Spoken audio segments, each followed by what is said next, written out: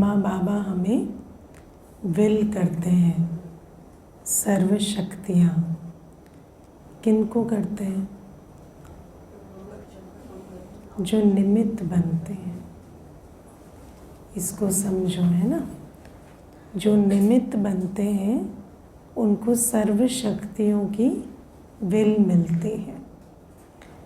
अभी देखो, कल मुझे एक भाई बता रहे थे, उनका मकान है, उस मकान को किराएदार ने ज़ब्त कर लिया। तो मैंने उनको कहा, पर ऐसे कैसे हो सकता है, मकान आपका है, नाम आपका है। तो मुझे कहते, दीदी अब मेरे को कोर्ट में जाके फाइट करके और सिद्ध करना पड़ेगा मेरा है। कहते कि मेरा है, कागज़ भी है, लेकिन वो अभी वो सारा प्रोसेस मुझे ही करना पड़ेगा। तो आप सोचो, एक मकान में भी कोई बैठ जाए तो उसको भी नहीं निकाल सकते। तो माया ने क्या किया, हमारी जो सर्व शक्तियाँ, सर्व गुण थे, उनको जब्त कर लिया। अब माया से भी सब कुछ वापस लेने के लिए भी हमें मेहनत करनी पड़ती है ना। तो बाबा कहते हैं ये विल जो है, वास्तव में तो सर्व शक्तियाँ शिव बाबा के बच्चों की है ही ना, लेकिन अभी फिर से हमें विल के रूप में ब्रह्मा बाबा से लेनी पड़ती है। और उसकी भी विधि है, जो चीज़ आपकी है उसको लेने के लिए भी विधि अपनानी पड़ती है। और वो विधि क्या है? निमित्त बनना, है ना। जब निमित्त बनते हैं, अब निमित्त बनना क्या होता है?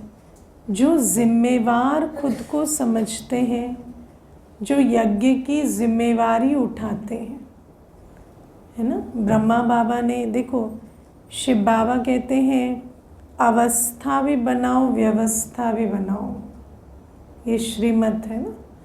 ऐसा तो नहीं शिव बाबा कहते बस बनो बनाओ मत, है ना। बनो और बनाओ। अब बनने के लिए अवस्था चाहिए, बनाने के लिए व्यवस्था भी चाहिए, है ना। ऐसे तो नहीं बना सकते, पूरा स्ट्रक्चर चाहिए, इतना ऑर्गेनाइजेशन चाहिए, सेवा चाहिए, दुनिया भर के कारोबार चाहिए। तो वो जो बनो और बनाओ की श्रीमत है, तो कई बार क्या होता है कि कई बच्चे सिर्फ बनते हैं, बनाने में सहयोग नहीं देते। उनका फोकस सिर्फ अवस्था पर, व्यवस्था पर नहीं होता, है ना। और देखने में यही आता है कि जो व्यवस्था की जिम्मेवारी नहीं लेते, उनकी अवस्था भी नहीं बनती, है ना। तो बाबा हमें कहते हैं कि ये करो। अब शिव बाबा ने लक्ष्य दे दिया, उसको पूरा किसने किया? ब्रह्मा बाबा ने किया। तो ब्रह्मा बाबा ने सब कुछ प्रैक्टिकल करके दिखाया। और ब्रह्मा बाबा के साथ संबंध में आते शिव बाबा की बच्चों प्रति क्या श्रीमत है? फॉलो ब्रह्मा बाप। जो ब्रह्मा बाबा ने किया वो हम फॉलो करते हैं, है ना। और जो बच्चे ऐसे फॉलो ब्रह्मा बाप करते हैं, तो वे सिर्फ ज्ञान योग नहीं करते, वो सेवा भी करते हैं। और जो ऐसे त्यागी, तपस्वी, सेवाधारी जैसे बाबा रहे, ऐसे एग्जाम्पल को पूरा फॉलो करते हैं, वो बच्चे निमित्त बनने का जो बल और फल है वो भी प्राप्त करते हैं सर्व शक्तियों के रूप में। और कई बार मेरे अंदर ये प्रश्न आता था कि कोई तो बच्चा होता है जो मुरली से सब कुछ समझता जाता है, या क्लास में कोई बात समझाई जाए तो समझ आती है उसको।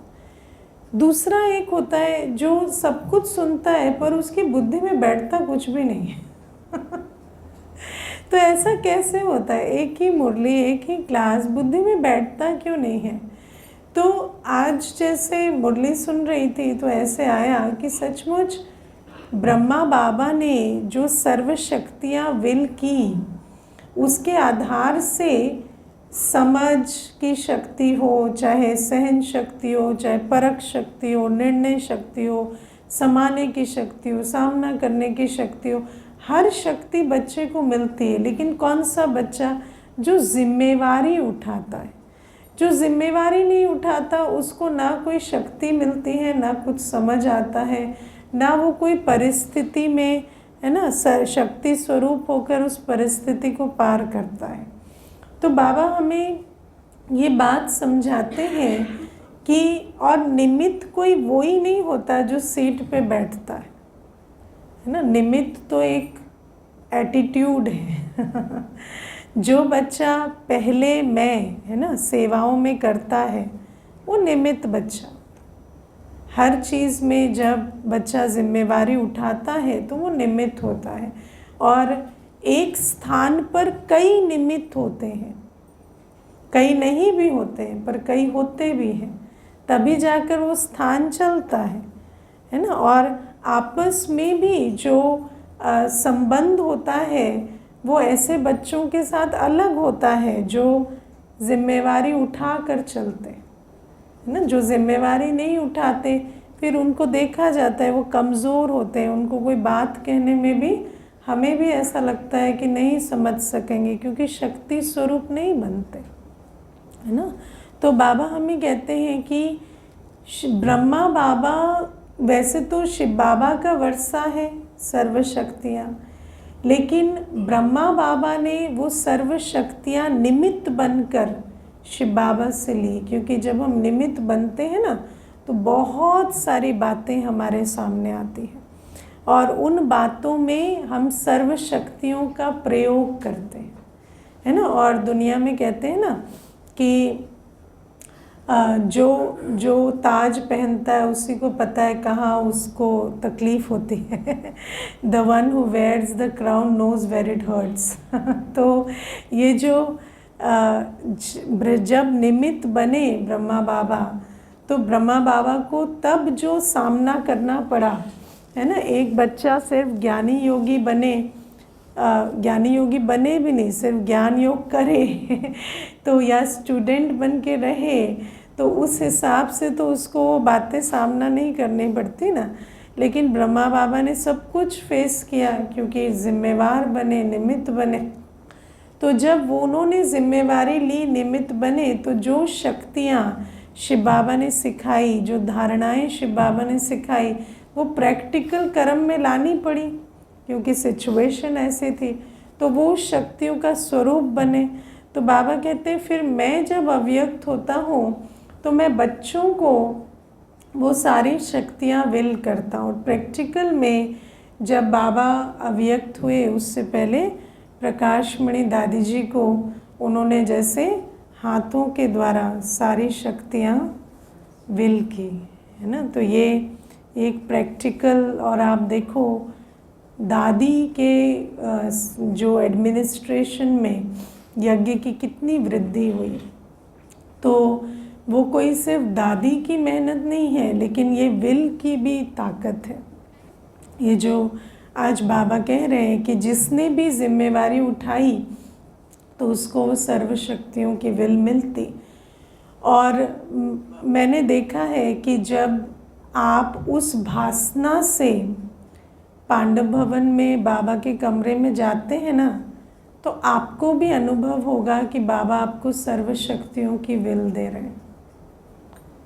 अगर आप उस भासना से कि मैं निमित्त आत्मा हूँ, मैं यज्ञ के कारोबार की जिम्मेवारी लेने वाली आत्मा हूँ, मैं सेवाओं की जिम्मेवारी लेने वाली आत्मा हूँ, जब आपके अंदर वो भान रहता है तो आपने ये मुरली सुनी हो या ना सुनी हो आपको बाबा आपको शक्तियों की विल कर रहे हैं, ऐसा अनुभव ज़रूर होगा बाबा के कमरे में, है ना। और ये प्रैक्टिकल है कि सूक्ष्म में अव्यक्त स्वरूप में इस प्रकार से आज भी बाबा का पाठ जो है प्रैक्टिकल ऐसा चल रहा है।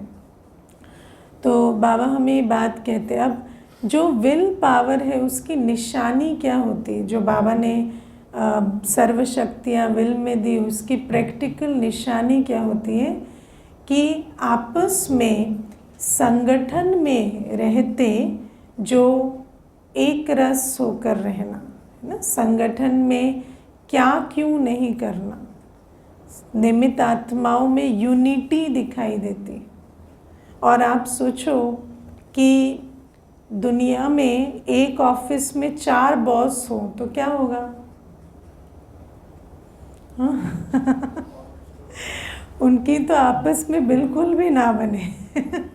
लेकिन यहाँ पर आप देखो, हर एक अपनी रीति से जिम्मेवार है ना, अपनी रीति से अपने अपने जगह पर सभी जिम्मेवार हैं, निमित्त हैं।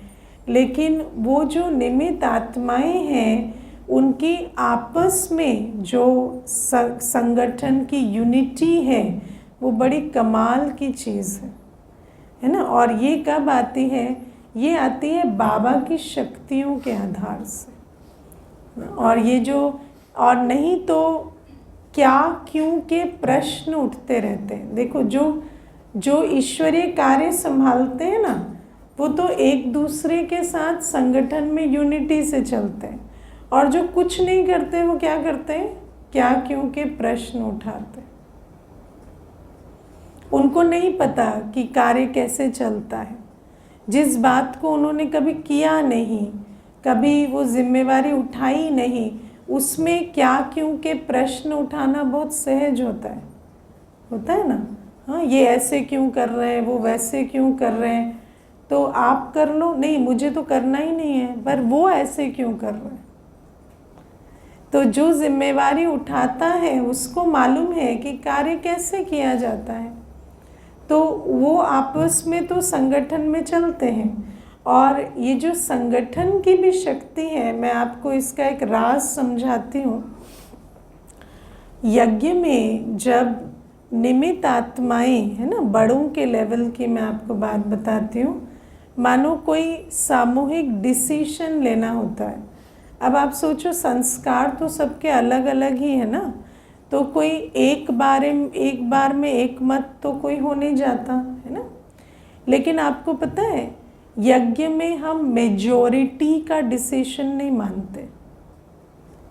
जैसे कोई डिसीजन लेना हो और 5 आत्माएं निमित्त उस कार्य में इन्वॉल्व हैं, जो जिम्मेवार हैं, तो उन 5 में ऐसा नहीं होता कि 4 एग्री कर गए और एक कहे नहीं मैं इससे सहमत नहीं हूँ, तो मेजॉरिटी की मानकर निर्णय ले लिया जाए, ऐसा नहीं होता।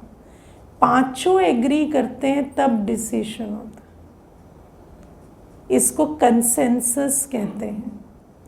तो हम लोग डेमोक्रेसी के हिसाब से नहीं चलते, कंसेंसस के हिसाब से चलते। और consensus is a very difficult thing to achieve. दुनिया में अगर आप सब एग्री करें, उस बात को ऐसा माने, ये बहुत डिफ़िकल्ट होता है। लेकिन यज्ञ में हर कार्य जिम्मेवार आत्माओं के कंसेंसस से होता है। और ये कंसेंसस बिल्डिंग कैसे होती है, उसके लिए ये शक्तियों की आवश्यकता होती है। ये जो सर्व शक्तियों की विल है ना, ये काम में आती है। और इसका प्रोसेस भी मैं आपको थोड़ा सा बता देती हूँ। मान लीजिए पहली मीटिंग हुई, ठीक है, तो 5 ने 5 अलग अलग बातें कही कि मैं समझता हूँ इस प्रकार से होना चाहिए, मैं समझता हूँ उस प्रकार से होना चाहिए। अब क्या होता, जब एक आत्मा अपनी बात कह रही है, तो उसने दूसरों की बात तो अभी सुनी नहीं है ना। जैसे मैंने फर्स्ट कह दिया, तो उस समय मैंने ये नहीं देखा था कि अन्य का भी आइडिया क्या है। लेकिन जब सर्व शक्तियाँ होती हैं, खासकर सहयोग करने की शक्ति या समझने की और निर्णय करने की शक्ति की बेस्ट क्या है, तो जब आप 4 का आइडिया सुनते हो तो आपको आता है कि मेरे आइडिया से इनका वाला बेटर है। और ह्यूमिलिटी तो है ही ना, तो आपको समझ आता है। तो पहली राउंड में मोस्टली क्या होता है कि सबका आइडिया अलग अलग होता है। लेकिन फिर सेकंड मीटिंग बैठती है, उस सेकंड मीटिंग में मोस्टली 3-4 एग्री कर जाते हैं एक आइडिया पर, कॉमन आइडिया पर। फिर थर्ड मीटिंग, और सेकंड में काफ़ी कुछ कंसेंसस बिल्डिंग हो जाती है। तो इस प्रकार से ये धीरे धीरे कारोबार चलता है। तो बाबा हमें कहते हैं कि ये जो संगठन की यूनिटी है, इसके लिए सर्व शक्तियाँ चाहिए, है ना। और जब परक शक्ति होती है, और सर्व शक्तियों का भी आधार क्या है? राजयोग। हम एक बाबा के हैं, हमारा एक लक्ष्य है। जब वो एक बाबा के हैं और एक लक्ष्य है वो रहता, तो आपस में भी जो बेस्ट डिसीजन होता है वो निकल आता है, क्योंकि वहाँ कोई ईगो की बात नहीं रहती कि मेरी बात मानी जाए, पर I am who is right नहीं, व्हाट इज़ राइट। तो हु इज़ राइट में पढ़ने से कभी एक मत नहीं हो सकती, कभी, है ना, संगठन में एकता नहीं हो सकती, लेकिन व्हाट इज़ राइट पे जाएंगे और राइट का भी मापदंड पूरा देखते हैं कि जो शिव बाबा ने कहा जो श्रीमत है वो राइट है, तो श्रीमत से आप चेक करते हैं तो आपको पता चलने लगता है। तो ये जो प्रोसेस है, इसी को बाबा कहते हैं कि संगठन में जो यूनिटी है वो सर्व शक्तियों के आधार से होती है, और ये बहुत डिफ़िकल्ट टू अचीव है दुनिया में, है ना। और आजकल आप देखो कॉन्फ्लिक्ट रेजोल्यूशन तो बहुत बड़ी सब्जेक्ट दुनिया में मानी जाती है, बड़ी बड़ी कंपनीज़ बनती हैं उसके लिए और कार्य होते हैं, लेकिन बाबा की शक्तियों के आधार से वो सारा कार्य यज्ञ में बहुत सुचारू तरीके से होता है। 100% तो कुछ भी नहीं होता क्योंकि कलयुग अंत है, लेकिन फिर भी मैं समझती हूँ द बेस्ट पॉसिबल, जो मैं नहीं समझती दुनिया में और कहीं होता होगा, इतना कंसेंसस और इतना कॉन्फ्लिक्ट रेजोल्यूशन तो हो ही जाता है। फिर आप देखो बाबा दूसरी बात कहते हैं कि अब एक मत की निशानी क्या है? क्या क्यों के संकल्प ना चलना। और जो भी आत्माएं जिम्मेवारी अपनी समझती हैं वो कभी क्या क्यों के संकल्प नहीं चलाती, क्योंकि आपको ये भी समझ में आता है कि जो मैंने जैसे अपने यात्रा में देखा, कई बातें होती हैं जो आपको समझ में नहीं आती हैं, है ना, क्योंकि आप उतने अनुभवी नहीं हैं, आपको उतनी अभी समझ आई नहीं है। लेकिन जब आपको ये फेथ होता है ना कि जिन्हों का वो कार्य है उनको वो संभालने दो, मुझे उसमें नहीं जाना है, जिसका कार्य है, जो निमित्त है वो संभाल रहा है, तो उसका मुझे साथ देना है, मुझे क्या क्यों का संकल्प नहीं चलाना, क्योंकि मैं जिम्मेवारी नहीं उठा रहा, तो जो जिम्मेवारी उठा रहा है उसका मैं साथ दूँ, ये भी जिम्मेवारी उठाने की बात होती है। तो बाबा हमें कहते हैं उस आधार से क्या क्यों के संकल्प नहीं चलाते। फिर दूसरी बात बाबा कहते हैं, एक ने कही दूसरे ने मानी, है ना। तो ये जो आपस में एक दो को सम्मान देकर भी बात मानने का, है ना, या समझते हैं कि अगर 5 आत्माएं भी हैं तो भी जिनकी समझ पर, जिनके निर्णय पर ट्रस्ट है, जैसे ब्रह्मा बाबा कोई निर्णय लेते थे तो सभी मानते थे, क्यों? क्योंकि वो ट्रस्ट, वो फेथ होता है। तो बाबा कहते ये सारी शक्तियाँ भी आती कैसे हैं? जब हम अपने को इंस्ट्रूमेंट समझ के चलते हैं, जब हम अपने को निमित्त समझते हैं, तो ये सारी विल पावर हमारे अंदर आती है। तो ये पहली चीज़ बाबा हमें कहते हैं। फिर बाबा हमें कहते हैं ब्रह्मा बाबा ने जो इतनी शक्तिशाली अपनी स्थिति बनाई, उसका आधार क्या था? त्याग, तपस्या और सेवा। अब पहली चीज़ है त्याग। त्याग होता है, पहले तो बाबा कहते हैं देखो, तन मन धन संबंध सबका त्याग किया बाबा ने, ठीक है। अब आप देखो हम त्याग किस चीज़ का करना चाहते हैं? जो ठीक नहीं चल रहा, है ना, उसका तो हम त्याग कर देंगे, लेकिन जो ठीक चल रहा है उसका त्याग करना नहीं चाहते। तो बाबा हमें कहते हैं कि त्याग तो तब कहा जाए ना जब अच्छा है और त्याग करें, है ना, जो जो सब कुछ ठीक है उसका त्याग त्याग कहा जाता है। अब आप सोचो कि देखो, अभी मैं आपको एक चीज़ बताती हूँ। एक माता आई तो उसका जो बच्चा था उसको फिज़िकल भी और कुछ मानसिक भी तकलीफ़ें थी, है ना। तो मुझे कहती कि दीदी इसको सेवाओं में लगा लो, ठीक है। तो मैंने कहा ज़रूर लगाएंगे। आपके 2 बच्चे हैं ना, दोनों को इकट्ठे भेजा करो, दोनों को भेजा करो, तो दोनों आपस में मिलके यहाँ सेवा करेंगे। अब दूसरा जो है वो ठीक है, तो मुझे कहती अभी तो यही आएगा, इसकी छुट्टियाँ हैं, उसकी छुट्टियों में वो बाहर जा रहा है। तो मैंने कहा इसको उसके साथ बाहर भेज दो, फिर ये भी थोड़ा घूम आएगा। तो अब आप सोचो, मनुष्य कहता है कि सेवाओं में लगा लो, लेकिन किसको लगवाता है? जो उसका बच्चा, उसको लगता है कि ये ठीक नहीं है या ये इसको संभालना हमें मुश्किल पड़ रहा है, तो कहते हैं दीदी इसको रख लो, इसको संभाल लो, इसको सेवाओं में लगाओ। तो मैंने कहा क्यों नहीं लगाएंगे, वो भी भगवान का बच्चा है, लेकिन दोनों को भेजो। जब आप माता हैं और आपके अंदर भावना है बाबा के लिए, तो दोनों को भेजो। तो आप देखो, ये जो बातें हैं बाबा हमें समझाते हैं कि ब्रह्मा बाबा के पास क्या नहीं था, है ना। ब्रह्मा बाबा के पास तन का सुख। आप सोचो 60 की एज में शिव बाबा की प्रवेशता हुई, 90 की एज में ब्रह्मा बाबा विदाउट बैक रेस्ट बैठते थे। ऐसा तन है किसी का आज? उस तन को ब्रह्मा बाबा ने कार्य में लगाया। ऐसा नहीं बूढ़े हो गए थे, कुछ करने को नहीं था, बैठे रहते थे, नहीं।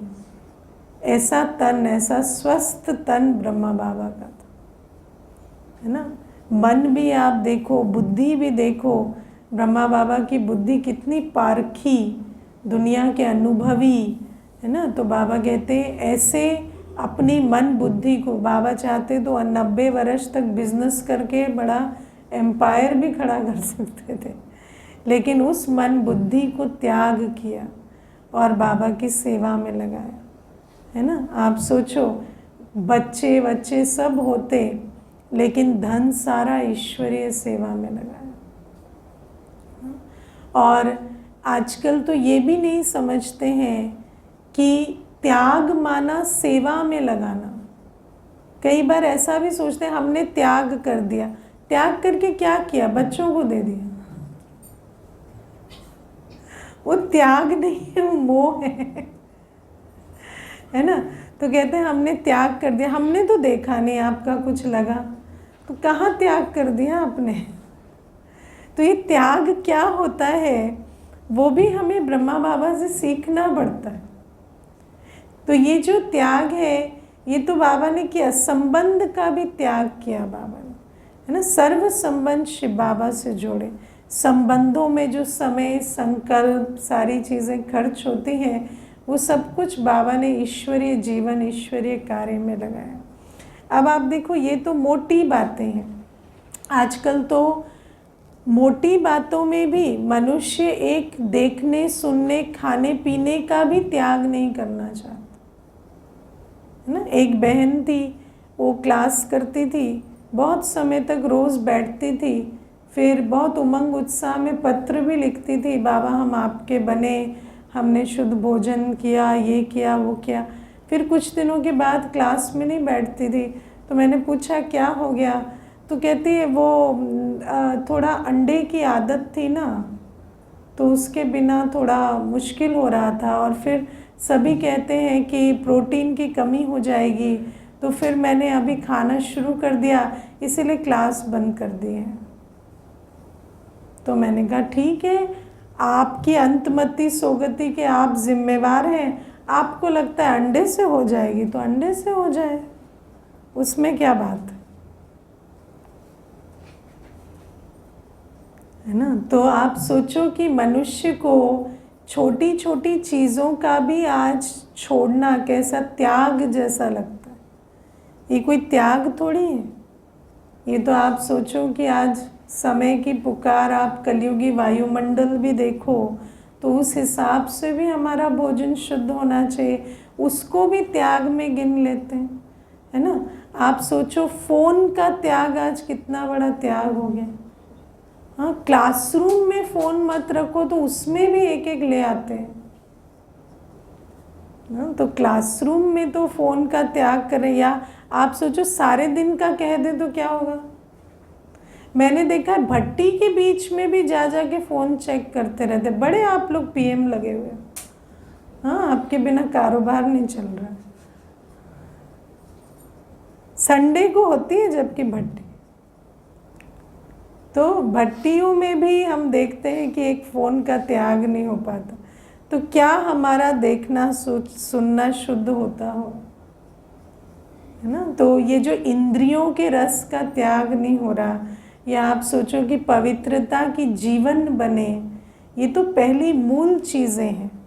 यही अगर हम नहीं कर पाएंगे तो तपस्या और सेवा की तो बारी ही नहीं है ना। कल मुझे कोई माता पूछ रही थी, बहुत प्यार से पूछ रही थी, कोर्स कर रही है, तो मुझे कहती कि मैंने सुना है कि ब्रह्मा कुमारीज में सेलिबेसी की बात करते हैं।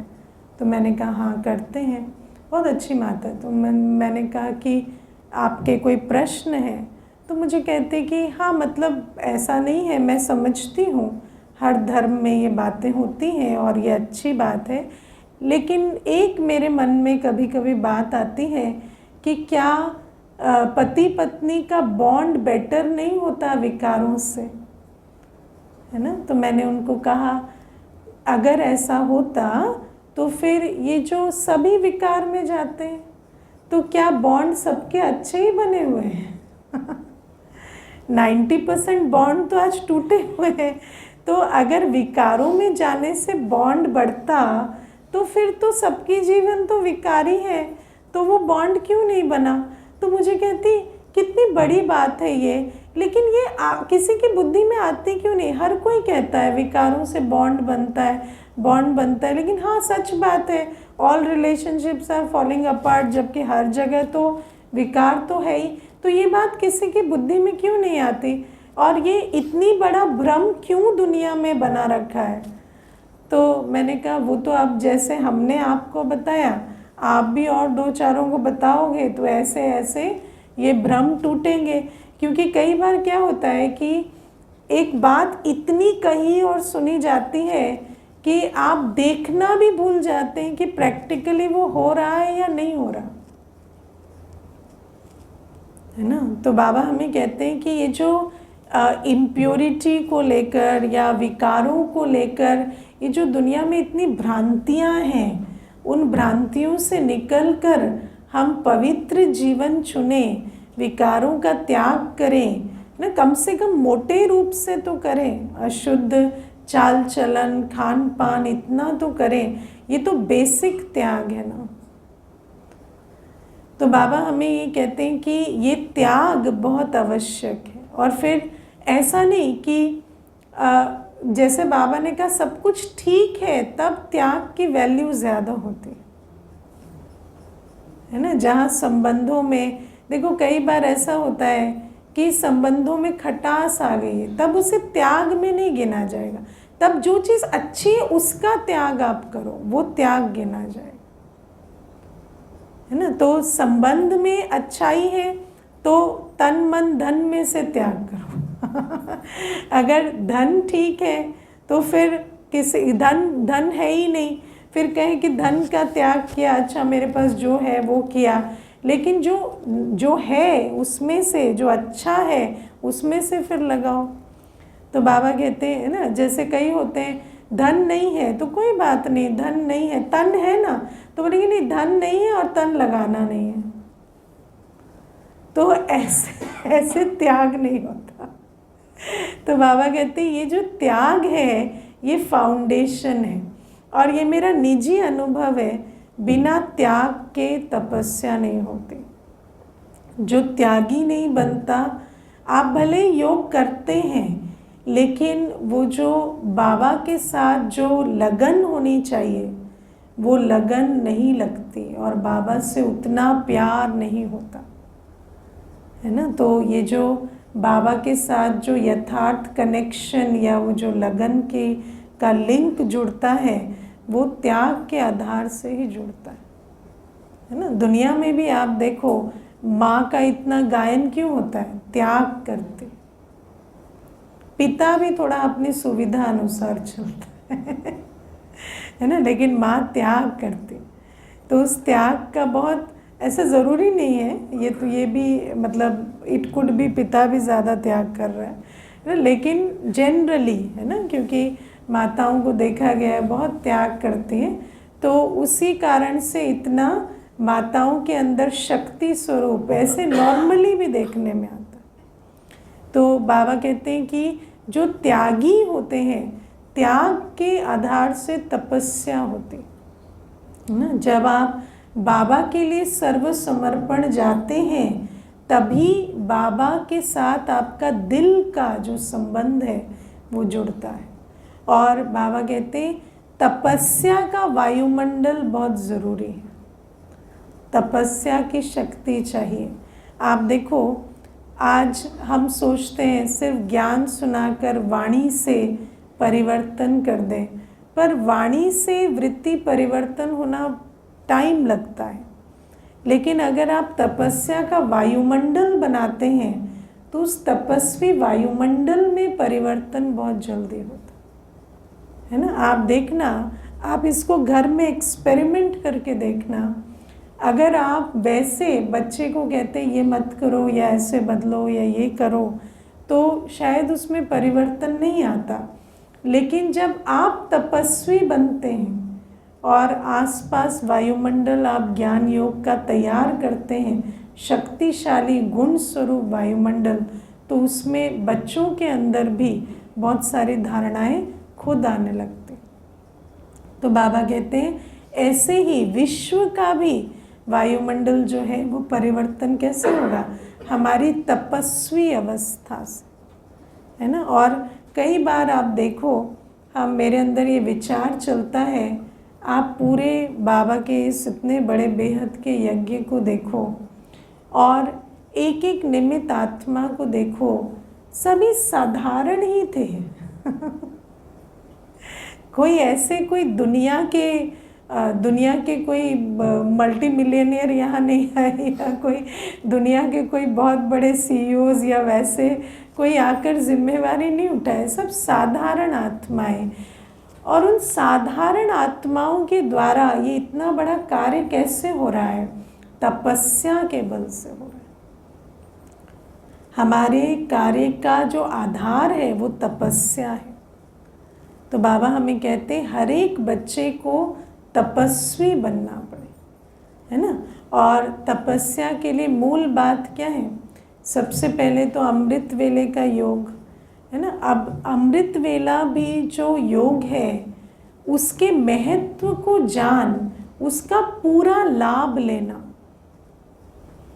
कई बार ऐसा होता है कि अमृत वेला योग तो कर रहे हैं लेकिन एक नियम अनुसार कि भाई उठे हैं, बैठे हैं या बाबा को याद कर रहे हैं। लेकिन आप सोचो, अगर आपको समझ आता है कि इस विश्व परिवर्तन की जो अग्नि है वो मेरे योग अग्नि से प्रज्वलित होगी, तो आप अपनी योग की अवस्था पर कितना अटेंशन देंगे, आप बाबा से लाइट माइट लेने पर कितना अटेंशन देंगे, है ना। आप देखो जब विघ्न आते हैं जीवन में तो योग पर कितना अटेंशन जाता है ना। तो जब पर्सनल विघ्न के आधार से योग पर अटेंशन जाता है, तो अगर आप ये समझें कि जो विश्व पर आज कलयुग रूपी विघ्न है इसको हटाने के लिए मुझे योग करना है, तो कितना आप अपने अंदर शक्ति भरेंगे। तो अमृत वेले के योग को अटेंशन देकर, महत्व देकर उतना भरपूर होना, ये तपस्या की पहली सीढ़ी है ना। फिर मुझे एक गुलजार दादी जी की बात याद है, बहुत अच्छी बात दादी कहते थे कि बच्चों की जो गुल्लक होती है ना, उसमें बड़े बड़े नोट नहीं होते, छोटे छोटे सिक्के होते हैं, 50 पैसा, 1 रुपया, 2 रुपया, है ना। तो दादी कहते थे हम भी बच्चे हैं, तो हमें सिक्कों का महत्व नहीं भूलना है। सिक्कों का महत्व माना सारे दिन में हम सोचे आधा घंटा मिलेगा तो ही योग करेंगे, नहीं, 30 सेकंड मिला करो, 1 मिनट मिला करो। तो ये जो छोटा छोटा जमा होता है ना, इसका बहुत महत्व है। कई बार बच्चे सोचते हैं कि आधा घंटा मिलेगा, 1 घंटा मिलेगा तो ही योग करेंगे। नहीं, आपको 2 मिनट मिले, 1 मिनट मिला, 30 सेकंड मिला, उसको जमा करो। और बच्चों के पास कितना इकट्ठा हो जाता है एक एक करके, देखा है ना वो इकट्ठे कर करके अमीर हो जाते हैं। तो बाबा कहते हैं कि इस प्रकार से हमें भी ये जो तपस्वी अवस्था है, उसके लिए निरंतर जो भी अपॉर्चुनिटी मिलती है, ट्रैफिक कंट्रोल हुआ तो उसमें जमा करो, है ना। अन्य समय पर भी थोड़ा सा दूध चढ़ाया है, अभी उबाल आएगा, खड़े हो, क्या करोगे, योग करो, है ना, क्योंकि दूध को लास्ट 5 मिनट में नहीं जोड़ सकते तो वहाँ खड़े होना पड़ता है, तो वहाँ योग करो। तो बाबा कहते हैं इस प्रकार से थोड़ा थोड़ा थोड़ा जमा करते जाओ। और मुझे ऐसा लगता है कि कई बार हम सारे दिन में एक कांस्टेंट कनेक्शन भी बनाकर नहीं रखते। जैसे कोई चीज़ करते हैं, कोई कार्य करते हैं तो पूरा डूब जाते हैं उसमें, तो उससे क्या होता कि योगी से पूरे वियोगी बन जाते, फिर योग लगाना पड़ता है। लेकिन अगर आप थोड़ा कर्मयोगी स्थिति में रहते हो ना, तो कांस्टेंट जमा का खाता बनता रहता है। तो ये भी एक बहुत अच्छी तपस्या के लिए पॉइंट है कि सारे दिन में बीच बीच में अंतर्मुखी होकर अटेंशन देना, आत्मा क्या कर रही हो, है ना, बाबा की याद में बैठो, कहाँ भटक चली, कहाँ चल पड़े फिर, है ना, तो बाबा की याद में बैठो। तो ऐसे बीच बीच में अपने को रिमाइंडर देकर और ट्रैक पे लाना, क्योंकि ये जो व्यर्थ विस्तार की भी आदतें हैं, परचिंतन की आदतें हैं, वो कहीं ना कहीं चलने लगती हैं, तो उसको भी अटेंशन देकर लाना। तो ये छोटी छोटी विधियों से भी तपस्या की स्थिति भी बहुत अच्छी बनती है और वायुमंडल भी बहुत शक्तिशाली बनता है। फिर त्याग तपस्या का रिजल्ट होती है सेवा, है ना।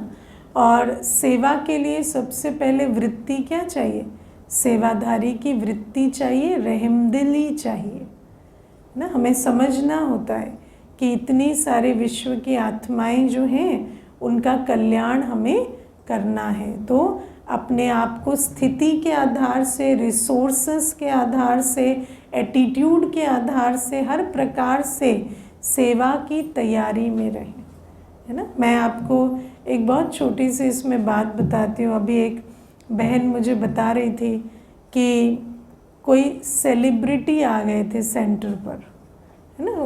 दूसरे सेंटर की बहन बता रही थी कि कोई सेलिब्रिटी आए सेंटर पर। तो सेलिब्रिटी आए तो सबने उनको फ़ोटो खिंचा खिंचा के भेज दिया। तो किसी को ख्याल ही नहीं आया कि इनको कुछ सुनाना है या इनको कुछ देना है। क्योंकि क्या होता कि ये आजकल ये जो कल्चर है ना कि हम फ़ोटो खिंचाकर हमारी पब्लिसिटी करें, ये कल्चर बड़ा है ना। तो स्टूडेंट्स को भी क्या होता है कि हम फ़ोटो खिंचाएं, हम ऐसा करें। लेकिन बाबा कहते हैं कि तुम्हें समझना है कि वो आत्मा लेने आई है ना, और उस आत्मा की आपको झोली भरनी। लेकिन अगर लगाव, झुकाव, प्रभाव, ये संस्कार होते हैं तो आप सेवा नहीं कर सकते।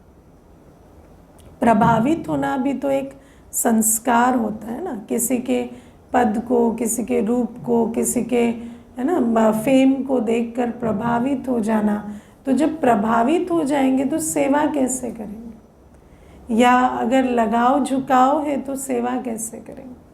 तो बाबा ये छोटी सी एक बात आपको बता रही हूँ, लेकिन वैसे आप देखो कि सेवा के लिए जो एटीट्यूड है वो हमेशा ये होना चाहिए कि मैं दाता का बच्चा हूँ, मैं मास्टर दाता हूँ और इस आत्मा को मुझे कुछ न कुछ प्राप्ति करानी, इनको कुछ न कुछ हमें देना है।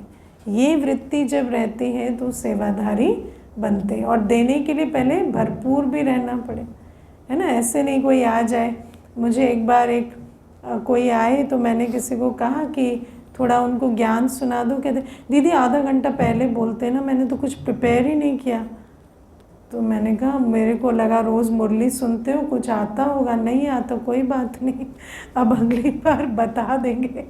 तो आप सोचो कि अगर हमारी बुद्धि में मनन चिंतन ही नहीं चलता या हमारी अवस्था एक रस नहीं रहती, पता चला जब सामने वाला आया तो हमारा अपना मूड ऑफ है, तो कैसे जाकर सेवा करेंगे। तो हमेशा मूड को ठीक रखेंगे, ज्ञान स्वरूप योगी रहेंगे, तब तो जाकर सेवा करेंगे ना। तो बाबा कहते हैं और सेवा का अपॉर्चुनिटी तो कहीं भी मिल सकती है। सड़क पर चलते हुए, ट्रैफिक में जो आपको बड़ी आवाज़ से बोल रहा है उसी की आप सेवा कर सकते हैं, है ना। आप अपने शांत स्वरूप से उसकी सेवा कर सकते हैं, लेकिन सेवा के लिए वृत्ति चाहिए। तो ये पहले। फिर बाबा आज हमें, वैसे तो कई बातें हैं आज मुरली में, लेकिन बाबा आज हमें दुआओं का महत्व समझा रहे हैं। और दुआओं का खाता कैसे बनता है, सेवा से। तो बाबा कहते हैं चाहे आपको कोई देख भी नहीं रहा, जो आप सेवा कर रहे हैं वो जिसके प्रति कर रहे हैं वो देख भी नहीं रहा। आप भंडारे में भोजन बनाए, किसने स्वीकार किया वो भी आपने नहीं देखा, उसने भी आपको नहीं देखा, लेकिन आपको दुआओं का खाता जमा होता है। और ये जो दुआओं का खाता है ना, बाबा कहते हैं ये जमा का खाता आत्मा को शक्ति भरता है, और ऐसी आत्मा को फिर किसी भी परिस्थिति का प्रभाव नहीं पड़ता। ये सूक्ष्म दुआओं का खाता हमें जमा करते जाना।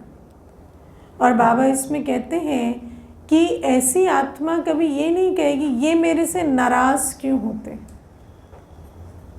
है ना। उनको किसी के नाराज़ होने से भी, है ना, कई बार हम कहते हैं कोई बात थोड़ी है, मैंने क्या किया है जो वो नाराज़ है। जब आपने कुछ किया नहीं, आप परेशान क्यों हैं। वो नाराज़ है तो नाराज़ रहे, कोई बात नहीं, आप तो राज़ी रहो ना। आप राज़ी रहो और राज़ी करो। आप क्वेश्चन क्यों उठाते हो नाराज़ क्यों है। आप राज को नहीं जानते क्या, कि नाराज़ कौन होता है, जो राज को नहीं जानता। तो वो राज को नहीं जानता तो नाराज़ है। पर आप तो जानते हो ना, तो आप राज़ी रहो और राज़ी करो। लेकिन उसके लिए अपनी जो ये सूक्ष्म दुआओं का खाता है वो जमा किया होगा सेवा के बल से, तो किसी भी बात में आपके क्या क्यों नहीं चलेगा। और आप नाराज़ के साथ नाराज़ होने के बजाय राज़ी रहकर राज़ी करने का पुरुषार्थ करें, है ना। क्योंकि जब आप क्वेश्चन करने लगते हैं ना कि आप नाराज़ ही क्यों हैं, आपको नाराज़ ही नहीं होना चाहिए, तो फिर आप उसे राज़ी करने का पुरुषार्थ नहीं करते। ठीक है, तो ये बाबा ने समझाया। अच्छा, ओम शांति।